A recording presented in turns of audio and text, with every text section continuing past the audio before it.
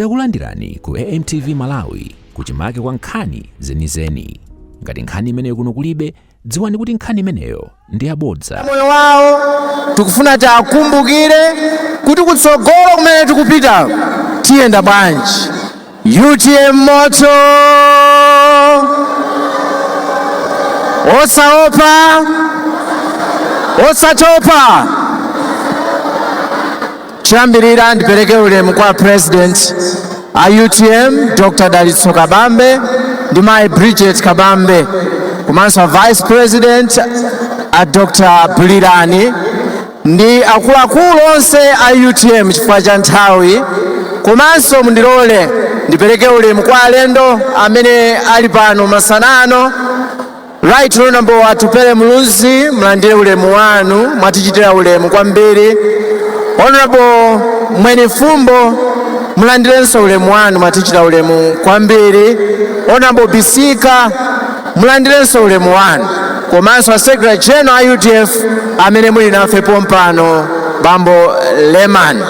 Ndi akuluakulu onse amene mukuyenera kulandira ulemu, komanso nthumwi ya ngwenyama yathu ayimpi padambo, mulandire ulemu wanu.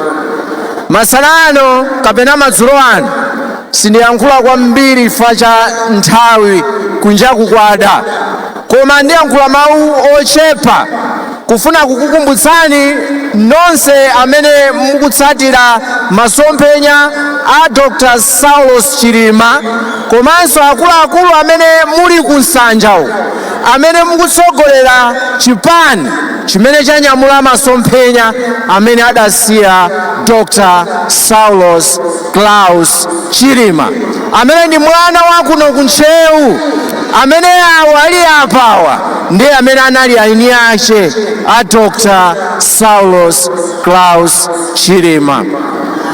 Achilima ankatiuza ife kunena kuti chipani cha UTM ngakhale ine ndikadzachoka, inu mudzachipitirize ndipo enanso adzachipitirize.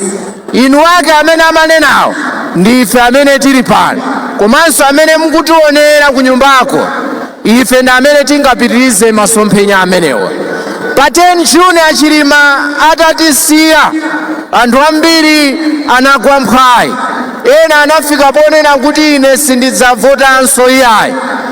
Tikakhala enafe tinafika ponena kuti ndale tazisiya, koma titakhala pansi kuonera mavidiyo amene amayankhula Dr. Chilima, tinaona kuti muli masomphenya amene tikuyenera kuwatenga ndi kupita nawobe kutsogolo. Ndimafuna ndikupempheni Amalawi, ndikupempheni makamaka inu achinyamata, imfa ya Dr. Chilima kuti ikhale ndi phindu zitengera zimene inu ndi ine titapange kuchokera pano kupita kutsogolo. Tisalole kuti masomphenya amenewa afe. Kuti asafe tipange chani? Azikuluakulu a UTM muli uku, komanso a president athu, tikondane, tigwirizane, tiyankhule mawu amodzi, tipewe zoyambana pakati pathu. Zimenezo zimasokoneza. Komanso inu amene mukutsatira chipani cha UTM, tiyeni titenge uthenga, tiyawuze anzathu kuti masomphenya anasiya Dr. Saulos Chilima kuti akwaniritsidwe.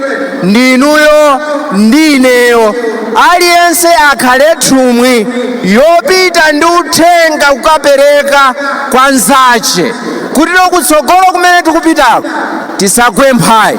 Achilima anatisiyira mawu atatu. Anatiuza kuti osamaopa iyayi, tiyeni tisaope. Anatiuza kuti osatopa, akuti munthu amene ali ndi umphawi samatopa iyayi. Ife tili ndi umphawi, tiyeni tisatope, tipitirire nawo masomphenya amenewo. Komanso ananena mawu onena kuti osafowoka. Inu ndi ine tisafowoke, tiatenge masomphenya amenewa, tipite nawo mpaka tsiku limene adzakwaniritsidwe. Doi Alfredo anena pano kuti amaona kunena kuti tsiku lina UTM idzalowa mboma. sitingadziwe kuti ndiliti, koma UTM idzatani kodi idzalowa mboma chifukwa Achilima anadzala mbewu. Ana amene anali ndi zaka 13 mmene Achilima amatisiya 2030 adzavota nawo chifukwa nawonso ndi amodzi mwa iwo amene akuyenera kutenga masomphenya a Dr. Chilima kupita patsogolo.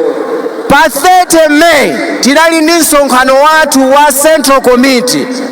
Achilima anayankhula mawu akuchoka, ananena kuti ine ndidzachoka koma UTM idzakhalepo mpaka kalekale.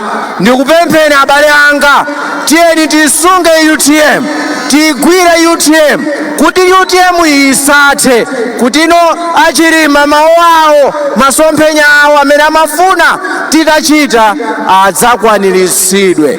Ndinena mwambi umodzi umene ndimaukonda kwambiri, umene ataunena Achilima anthu ena sankakhulupirira, koma lero akunong'onesa bondo. Ananena kuti munthu wanzeru samaotcha tchire alibe chimbuzi. Lero anthu ena akuchitira umboni mwambi umeneyo.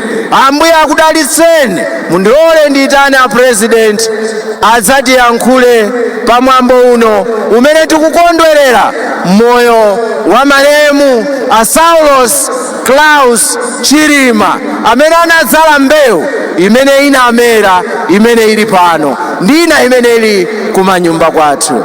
A president ndikuyitaneni.